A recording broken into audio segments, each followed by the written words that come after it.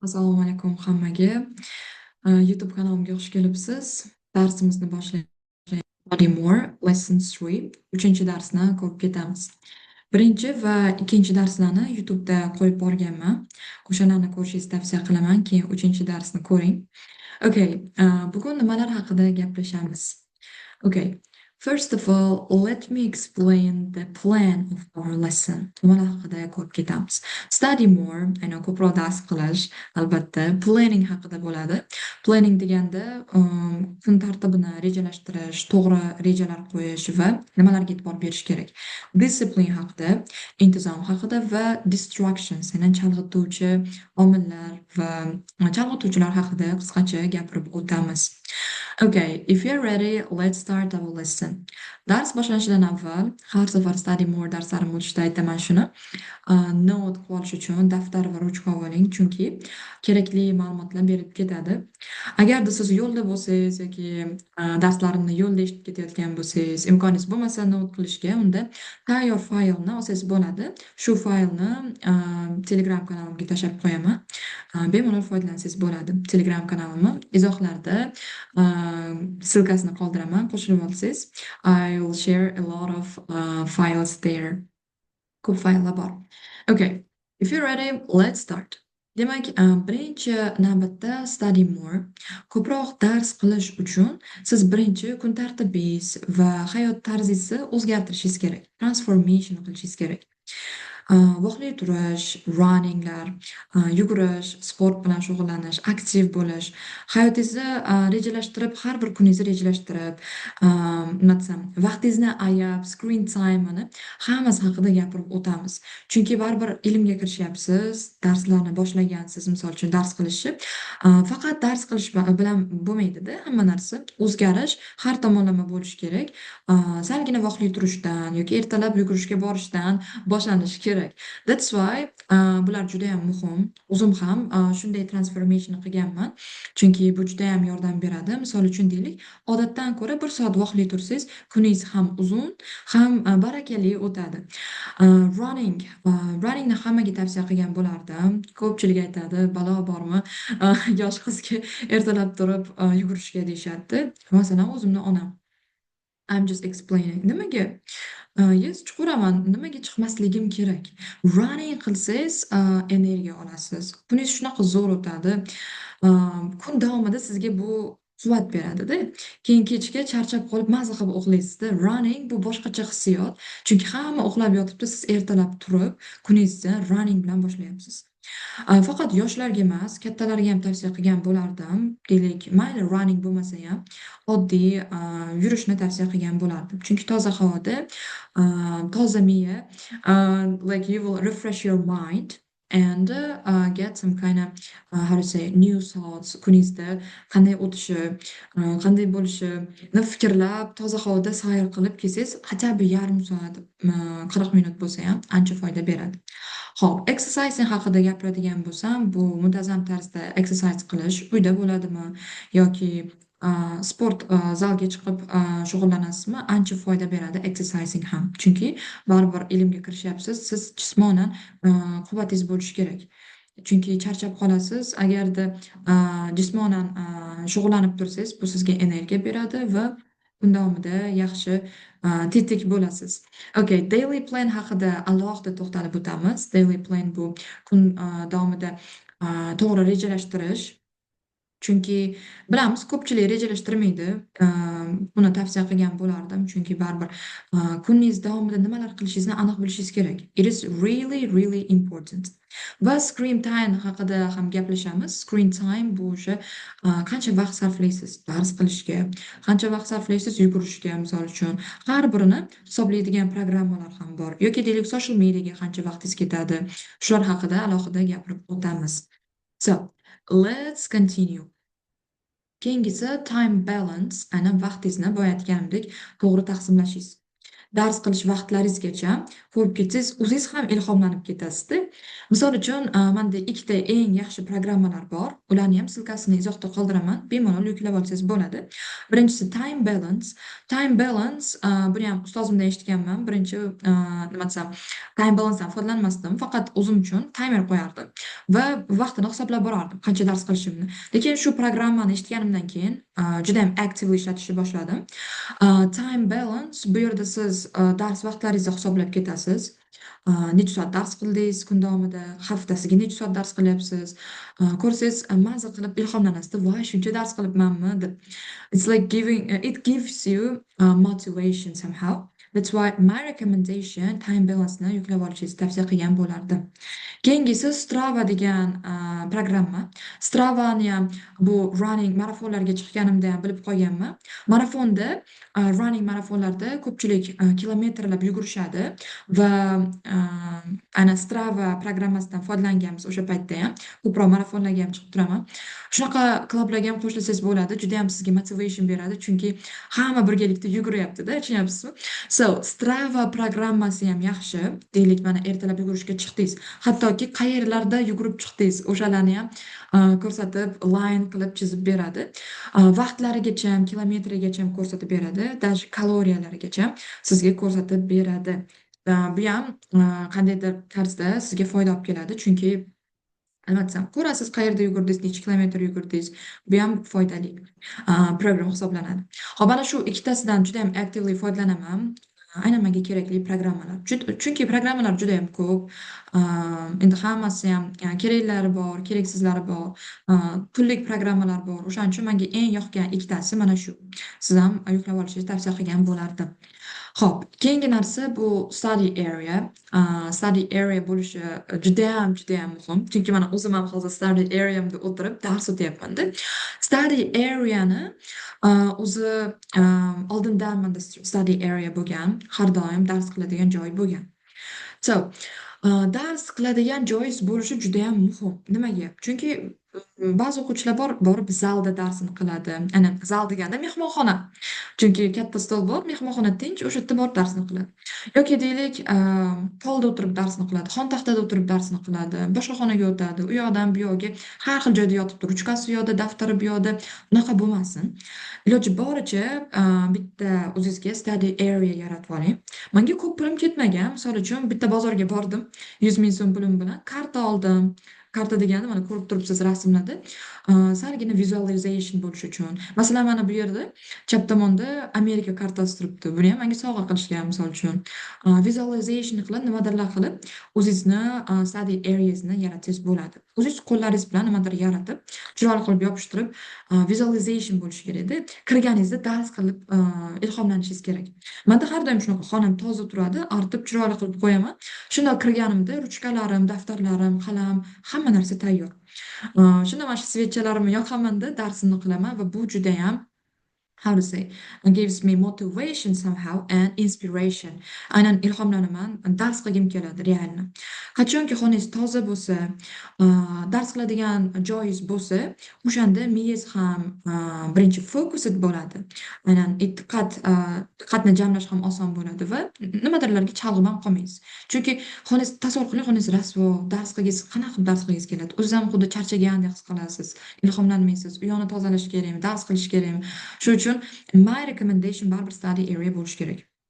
Odam xohlasa study area yaratadi. Misol uchun ba'zilar aytadi, o'zimni xonam yo'q. Xo'p, unda nima desam, how to say, create some kind of area for yourself. Misol uchun opangiz va ukangiz bilan bitta xonani bo'lishib, bitta xonada turarsiz. I don't know. Xo'p, bitta nima desam, o'zingiz uchun corner yaratib oling. Chunki ko'p joy ham ketmaydi-da. O'shaning uchun baribir ham ilhomlanib shu narsaga yondashsangiz, birinchidan o'zingiz ham maza qilasiz, dars qilgingiz ham keladi. Hop, time balance programmasi mana bu yerda. Chap o'ng tomonda you can see the program application like app. You can download it and use it. Aynan tekin programma, unchalik how to say, hech qanaqa bir premium nimalar yo'q. Bemalol foydalansangiz bo'ladi. So, focused bo'lish uchun study area bizga kerak.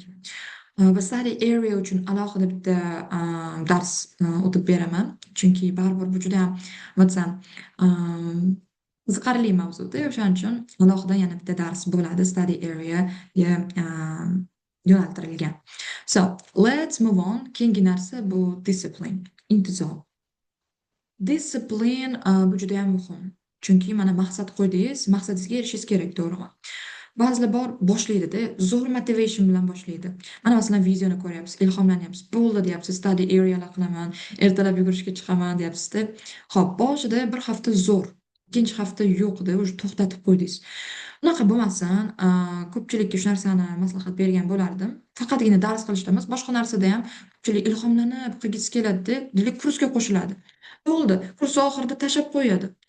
Shuning uchun maslahatim sekin-sekin, consistently bo'lish kerak. Consistently deganda muntazam tarzda, to'xtatmasdan bo'lish kerak. Kasal bo'ldingizmi, mayli, sekin-sekin bo'lsa ham harakat qilishingiz kerak. To'xtab qolmang. Ustozim bitta gaplari bor. I just really like these words. Masalan, to'xtab ko'rgandan ko'ra, sekin, yaxshi qilmasdan qilish muhimda. For example, I mean like yaxshi qilmasangiz ham qilyapsizda. Mana darslarni qilgisi kelmasdan qilyapsiz yoki effektiv chiqmayapti, o'zingizga ham yoqmayapti-da. At least you're doing it. Хотя бы qilyapsiz o'shani, tushunyapsiz? Bir bet o'qiyapsizmi kitob yoki darslaringiz yaxshi chiqmayaptimi, xato chiqyapti, yes, at least you're doing it. At least, I mean. Хотя бы o'shani qilyapsiz-da. O'shaning uchun mani maslahatim o'xshamasa ham, qiyin bo'lsa ham, deylik, xato bo'lsa ham, sekin-sekin baribir consistently qilish kerak. Taslim bo'lmang demoqchiman. Yarim yo'lda to'xtab, tashlab ketmang. To'xtab qolmang, stop bo'lib qolmang. U cherepaxa boradi, sekin-sekin yuradi. Shunaqa bo'lsa ham davom eting. Okay? Small step for purpose. Bu realistik narsalarni plan qilishlaringizni so'rab qolaman, chunki baribir realistik bo'lishimiz kerak. Misol uchun deylik, bo'ldi, bir oyda men deylik, mana shu ingliz tilini tugatib, IELTSni olaman degan plan qo'yapsiz. Bir oyda it's like not realistic narsa. Shuning uchun realistik narsa qo'yishingizni, aynan maqsad qo'yishingizni so'ragan bo'lardim. Bir oyda qo'lingizdan kelgancha nima qila olasiz? Shunaqa maqsad qo'yishingizni xohlardim, chunki baribir nima desam, non realistic bo'lmasin-da. Deylik, shuncha pul ishlab topaman yoki IELTSdan 8 olaman. Deylik, endi boshlayapsiz ingliz tilini, bo'ldi, bir oyda IELTS 8 olaman degan bir maqsadingiz, bu realistik emas. And the last one is enjoy the process.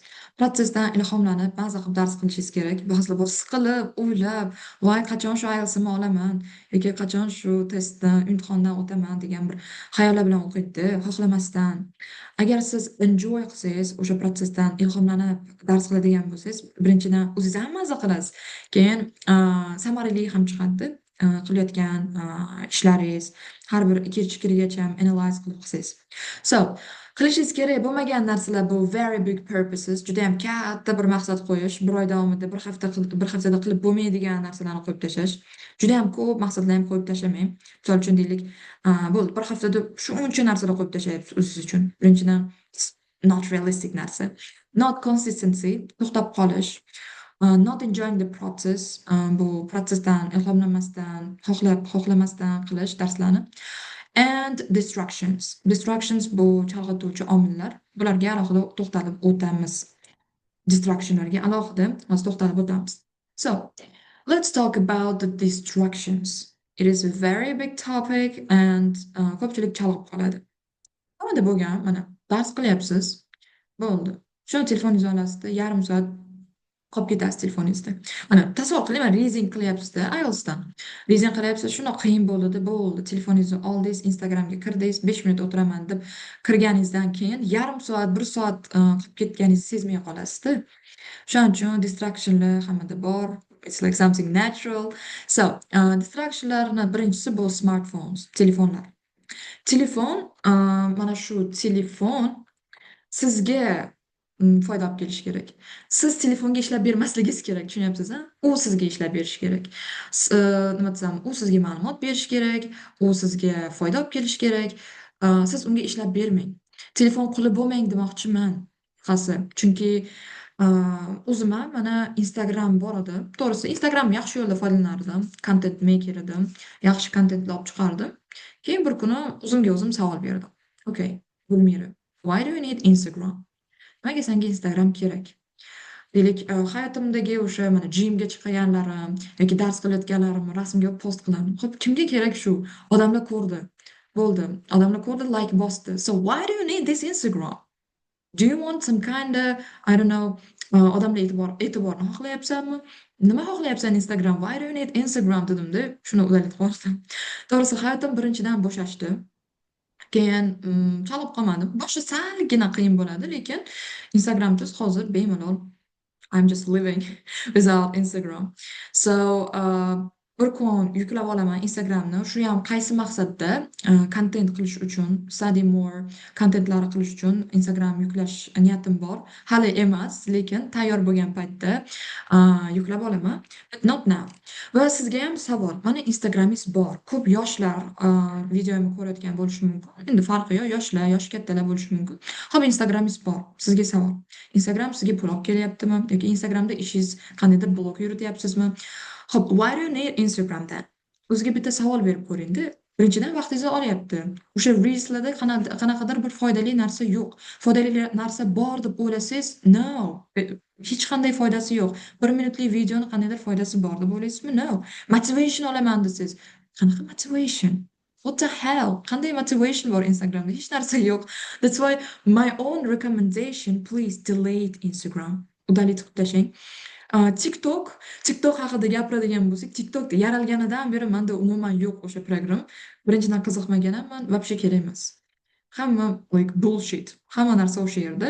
That's why do you need it? Maqsadingiz bo'lsa o'qishga, bilaman mana Instagramni xohlayapsiz, do'stlaringiz bor, do'stlarimni yo'qotib qo'yaman, eski do'stlarim bor deyapsiz. Kerak bo'lsa o'sha do'stingiz sizni topadi yoki qandaydir o'sha do'stingiz kerak bo'lsa siz topa olasiz Telegram orqali yoki kimlardan surishtirib. Yoki deylik mana post qo'yyapsiz. O'qishlarimni odamlarga ko'rsataman. Xo'p, odamlar ko'rdi. What is going like nima bo'ldi keyin? Men oldin shunaqa qilardimda, like inspirationlar berardim. Har xil konferensiyaga borganlarimni videoga olardim. Faqat social mediaga post qilgim kelardi-da. I don't know. Keyin udalit qildim. Okay, toxic friends haqida gapiradigan bo'lsak, to'g'risini aytsam, like bu haqida alohida video ham olish niyatim bor, chunki friend haqida juda ham ko'p experiencelar bo'lgan, to'g'risi hayotimda va hozirgi paytda hech qanday do'stim yo'q. Hech qanaqa yaqin do'stim ham yo'q. Tanishlarim haddan tashqari ko'p. Rostdan ham tanishlarim juda ham ko'p. Diplomatiya sohasida, o'qish sohasida, kurslarga borganman. U yoqda, bu yoqda tanishlarim juda ham ko'p. Lekin real friendlarim umuman yo'q, best friendlarim yo'q. Va kerak ham emas, chunki aytib ketganimdek alohida video chiqaraman. Juda ham ko'p pand berishgan, orqamdan gap qilishgan, toxic friendlar bo'lgan. Havasmas hasad qilishgan va mani orqaga tortishgan. Deylik, o'sayotgan odamni orqaga tortishgan. Nimaga kerak sanga? Nima qilasan shuni? So, nima qildim? Shundoq uzdim o'sha munosabatlarni, do'stlik munosabatini uzdim va bo'ldi. Shu bilan hayotim go'zal. So I don't need friends. Boshda rostdan ham qiyin bo'ladi, chunki bitta o'zingiz qolib ketasiz. Lekin to'g'risi o'zim ham o'rganib qoldim shu atmosferaga, bitta o'zim bo'lib qolishga va bu realni yordam beradi. Chunki chalib qolmaysiz do'stlaringiz bilan. Faqat o'qishga e'tibor bo'ladi. Hamma fokusingizni bitta yo'nalishga qaratasiz. Okay, va oxirgisi relationships. Endi yoshlar ko'rayotgan bo'lsa, relationship deganda munosabatlar, отношения deymiz. Ko'pchilik ruschada отношения deydi. Bu girlfriend, boyfriend bo'lishi, endi yoshlar qiziqadi shu narsalarga va endi o'zim ham yosh, yes. I'm not like how to say I'm 18 years old and how to say qarib ketmaganman. That's why mana shu narsa ko'p sezilganmanda girlfriend, boyfriend bo'lishi atrofimdagi do'stlarimda va bu juda ham menga ham ta'sir qilardi. Birinchidan shu tomonlama ketib qolasizda, tushunyapsizmi? Juda ham nima desam, chalg'itib qo'yadi sizni o'qishlaringizdan. O'ylaysiz o'sha odamni, sizni настроениеңiz bo'lmasa, u odamni ham настроениесі bo'lmasa, like ta'sir qiladi. Uni настроениесі bo'lmasa, sizniki buziladi yoki hamma narsa unga bog'liq bo'lib qoladi. Like really distracts. That's why guys, girls, why do you need it? That's why just o'qitashinglar shuni. Shunchaki o'zinglar o'tirib, o'zinglar bilan gaplashib ko'rishinglar kerak. Just with yourself. Ko'pchilik qo'rqadi shu narsadan, o'zi bilan o'zi bo'lib qolishdan. Shuning uchun bitta xonaga kiring, 10-15 daqiqa o'zingiz bilan o'zingiz gaplashing. Shunchaki gaplashing. Qanaqa ketyapti hayotingiz? Nimalar qilyapsiz o'zi? Maqsadlaringiz bormi? Kelajakda kim bo'lmoqchisiz? O'zi yaxshi ketyaptimi o'qishlaringiz? Nimalar qilyapsiz o'zi? What are you doing? Bir gaplashib ko'ring o'zingiz bilan. Ancha foyda beradi, chunki o'zimda ham shunaqa holatlar bo'lgan. So, let's continue. Keyingisi, the next thing is checklist. Bitta zo'r narsa aytaman. Telegramda checklistlarni tashlab qo'yaman. Bemalol olib ishlatsanglar bo'ladi. Checklistlar juda ham muhim. Yoki oddiy daftarda qilsanglar bo'ladi. Menda kattaroq banner daftarim bo'lardi-da. Yo, любой daftarni olib mana shunaqa sxema qilib olsanglar ham bo'ladi. Deylik, to-do listlarni yozasizlar. Kun davomida nimalar qilishinglar kerak. Misol uchun bo'ldi. Mana shu darsimni matematikani qilib qo'yishim kerak.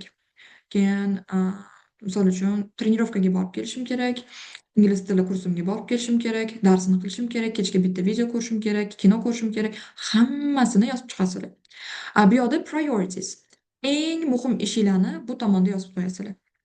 Notes bu kerakli notlar, reminder esingizdan chiqib qolmaydigan narsalar, misol uchun suv ichish yoki deylik video darsliklar ko'rish, motivation, kitob o'qish, remind qilib qo'yasizlar o'zingizlarga. Aynan bu juda ham muhim. Va kun tartibinglarni tuzayotgan paytda o'zim ham boshida nima qilardim? Har bitta soatlab yozardim. Soat 4 da turaman, 4 dan 5 gacha buni qilaman, 5 dan 6 gacha bu qilaman, 6 dan 7 gacha bu. Menda oldin shunaqa edi. Keyin bu narsa unchalik effektiv bo'lmadi, chunki baribir idealniy tuzganingiz bilan kuningiz xuddi shunaqa o'tishi kafolatlanmaganda. Deylik, qandaydir o'zgarishlar bo'lgandan keyin siqilib qolardim. Voy, meni planimda shu bor edi-ku. Bo'lmadi endi soat 5 da shu narsa 5 dan 6 gacha shuni qilishim kerak edi. Bo'lmadi-ku shu endi. Boshqa ish qilib qo'ydim deysizlarda, siqilib qolasizlar o'zinglar ham, stressful bo'lib qolasizlar. That's why my recommendation soatlab yozmanglarda, necha soat qilishinglarni yozinglar. Misol uchun darsni 2 soat qilaman. Bo'ldi. Kun davomida vaqt topdinglarmi 2 soat dars qilib qo'yinglar. Yoki 1,5 soat kitob o'qiyman. Ertalab 1,5 soat, kechki payt 1,5 soat o'zinglar prioritize qilib, uni vaqt topib qilinglar. Shu vaqtlari bilan yozsanglar juda ham yaxshi bo'ladi. Deylik, 1,5 soat sport bilan shug'ullanaman, 2 soat kitob o'qiyman, 3 soat ingliz tili bilan shug'ullanaman deb soatini yozib qo'ysanglar, ancha foyda beradi. This is my recommendation. Va checklistlarni Telegram kanalimdan topsanglar bo'ladi, my dears. So, and the last thing, oxirgisi bu nima desam, transformationga kelsak, sekin-sekin o'zgarish bo'ladi. Srazu o'zgarish bo'lmaydi. Qadamma-qadam, step by step chiqsanglar, o'zgarish bo'ladi. Chunki bittada o'zgartira olmaysizlar. Va motivation bo'lgani bilan ham keyingi kun уже tap etib 5 da turyapsizlar. Unaqa bo'lmaydi. It's like something unrealistic, salgina qiyinroq va o'zingizlarga ham bosim bergan bo'lasizlar. O'shaning uchun birinchi maslahatim, mana vaqtli turmoqchisiz. Hamma tavsiya qiladi, hamma motivatorlar tavsiya qiladi. Bitta qilib ko'ring shu narsani. So, vaqtli turmoqchisiz. Odatda siz soat 7:30, 8, 8:30 yoki umuman hech qayerda o'qimasangiz, bezdiyalik bo'lsangiz, demak soat 10 da turyapsiz. Odatda soat 10 da turyapsiz. Shuni salgina 1 soat, 2 soat vaqtliroq turishga harakat qiling. Odatdagidan 1 soat, 2 soat vaqtliroq turishga harakat qiling. Boshida mana 1 soatdan boshlang, 1 soat vaqtliroq. Soat 8 da turyapsizmi? 7 da turib ko'ring, 6:30 da turing. 6 da turib ko'ring. Keyingi hafta mana o'sha ikkinchi haftada transformationni soat 5 da 6 da turishga harakat qiling. Va shuni sekin-sekin qilib ketsanglar, how to say, budilniksiz ham turadigan bo'lib qolasiz. Menda shunaqa. Har doim vaqtida uxlayman, vaqtida turaman. Budilniksiz bemalol tura oladigan bo'lib qolasiz. Agar shuni muntazam tarzda to'xtatmasdan qilsanglar. Bir kun qildinglar, bir kun вообще boshqacha bo'lib ketdi, dabdala bo'lib ketadi keyin. That's why shu holatda ketganinglar yaxshi. Okay. Keyingisi walking haqida. Walking oddiy sayr qilishdan boshlang, running bo'lmasa ham, prosta walkingdan boshlang. Birinchi hafta 1 kilometrdan yurishni boshlang. Ikkinchi hafta 1,5, 2 kilometrga o'ting. Keyingi hafta уже yugurishni boshlang. Shunaqa qilib, o'zgartirsangiz bo'ladi. Checklistlardan foydalaning. Mana birinchi hafta bergan checklistlarimdan foydalansangiz, ancha foyda beradi. Keyin, masalan, keyingi haftadan o'sha exercisesni boshlang. Misol uchun mashqlar qilishni, mana running qilyapsiz, kelib uyga yoki sport zaliga chiqib exerciselar qilyapsiz. Ancha foyda beradi. O'z uchun programma tuzib olsangiz ham foyda beradi. Programma deganda, masalan, qo'lga ishlayman, oyoqga ishlayman deb ancha o'zizga programma qilsangiz bo'ladi. Screen time degani bu boyadagi distractionlarim. Ko'pchilikda rostdan ham 8 soatlab mana olingda telefoningizni. Screen time degan narsa bor. screen time'ni ko'rsangiz 10 soatlab qolib ketayotganlar bor. Ba'zilar bilmaydi necha soat telefonda sarflashni, kuni bo'yi o'tiradi telefonida. O'shaning uchun mana shu screen time'ni odatda agar 10 soat vaqt sarflasangiz telefoningizda, shuni 4 soatga kamaytiring. Keyingi hafta уже 3 soatga kamaytiring. 3 soat deganim bu endi telefonni biz kuni bo'yi ishlatamiz. 3 soat chalg'ituvchi narsalarga. YouTube'ga yoki YouTube bo'lmasa ham YouTube'da foydali narsalar bor. Instagram'ga ko'p vaqtingiz ketayotganidir, TikTok'ga. Shuni 3 soatga kamaytiring. Mayli, o'sha Instagram'ingizni ko'ring, faqat salgina kamaytiring vaqtini. Chunki addicted bo'lib qolgansiz endi, uni how to say srazu yo'qota olmaysizda. Baribir o'sha addicted bo'lib qolganingiz, yopishib qolgansiz o'sha Instagram'larga, TikTok'larga. Shuni sal kamaytirish uchun 1 soatdan kamaytirish kerak screen time'ni. Va study hours'ni misol uchun bu hafta 2-3 soatdan boshlasangiz, keyingi hafta 3-4 soat qiling. Keyin yana sekin-sekin oshirib boravering vaqtlarini. Qiziqish bo'lsa, xohish bo'lsa hammasi bo'ladi. So my dear students, um, thank you everyone. Bu study lesson 3 ko'p information oldinglar deb o'ylayman. PDFlarini va checklistlarini olmoqchi bo'lsangiz, albatta Telegram kanalimga o'ting. I will share everything there. Motivationlar, kitoblar, PDF kitoblar bor. Hamma narsa o'sha yerda. Keyingi darslarimizni kutib qoling. Thank you everyone. Put like and subscribe to my channel. Bye.